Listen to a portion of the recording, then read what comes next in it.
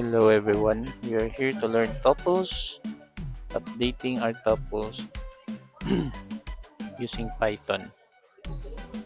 So here we have an example of our tuples named prutas and its value papaya, avocado, manga, and then so on is. What we're going to do here is we have uh, created a list so that we can modify our tuples. We converted our tuples prutas into 10 prutas as a list. Now, if we're going to modify something on our tuples, so we need to convert it to list first.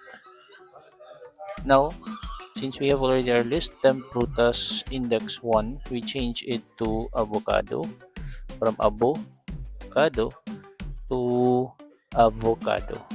And also temp prutas variable index number 2, from manga we convert it to mango. So you see in the output, no, in display the pin prutas, nandyan na yung value ni avocado and mango that we already updated on our record.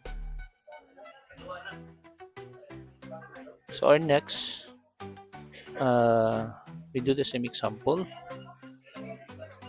value of prutas, and again, if we're going to modify the value of the tuples, you need to convert it to list first. Then ito naman yung value natin from temp prutas is because we use append to add value on our list temp prutas. So after that one, sa temp prutas, nag-add tayo ng guyabano and orange. That will be next to lanzones, guyabano and orange. So by doing that, our list, we convert our list into tuples and display the value of prutas now using the append. So look at the right side to see our value that we added on our list. So yan yung paggamit if we're going to add value on our tuples. So erase muna natin to.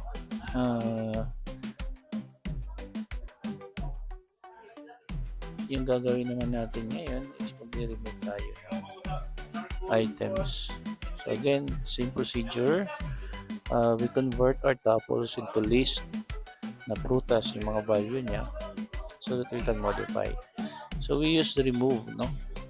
Remove keyword to remove the value manga and convert it again into tuples in our list and we print it. So now on our record, nawala na si manga.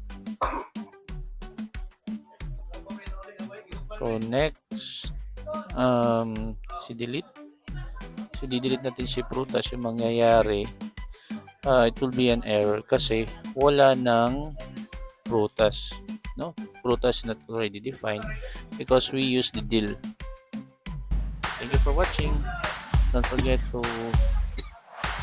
subscribe, like, and bell notification. Thank you.